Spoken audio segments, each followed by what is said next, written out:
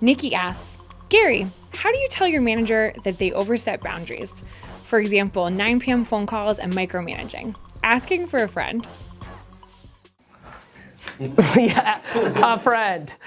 Nikki, look, I don't know. I think a lot has to do with you. One of the great things that I value in Steve is Andrew, you know, a lot of the people here, but Steve was never ever afraid to kind of give his point of view. I think at times just even scratching his own itch when the point of view made no sense. But him and I created a great cadence where, and this is something I try to do with everybody, and the truth is, of the 600, maybe 50 feel that comfort zone to be able to say to me like, hey, you're wrong, or I don't agree, or this and that.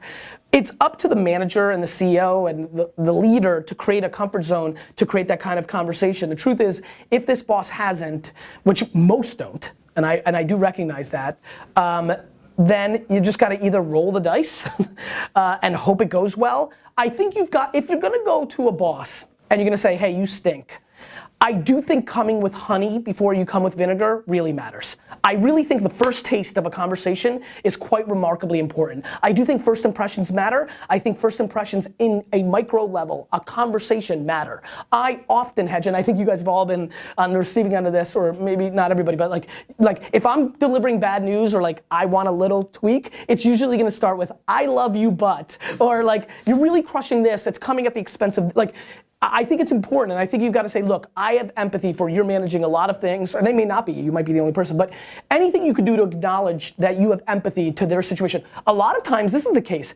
I mean, this is a big common thing. Hey, manager, Stefan, like, I know that you have tough managers above you that are probably forcing a lot of your, actions, but I'm being affected by it. How do we, like, this is a problem. So, look, the only thing that solves conflict is communication.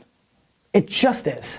Like, it just is. Like, and so either you get, and honestly, this is a very weird thing to say, I would also, in parallel, if it's killing you, if you're super unhappy, if you wake up every morning dreading going to work, I would in parallel start creating some options for yourself, whether you want to jump into entrepreneur land or work somewhere else. Just something that if it goes completely terrible, like, you know, the boss is like, fuck you, and then a week later you're fired, that you have some hedge, because I don't want to give advice here and like I'm getting emails in a month of like, you got me fired. So like, you know, give that some thought as well. But there is only one answer. I've given you some context for it. I could have made it nice and short. It's communication. You're just gonna have to talk to the person about it. There's just nothing else.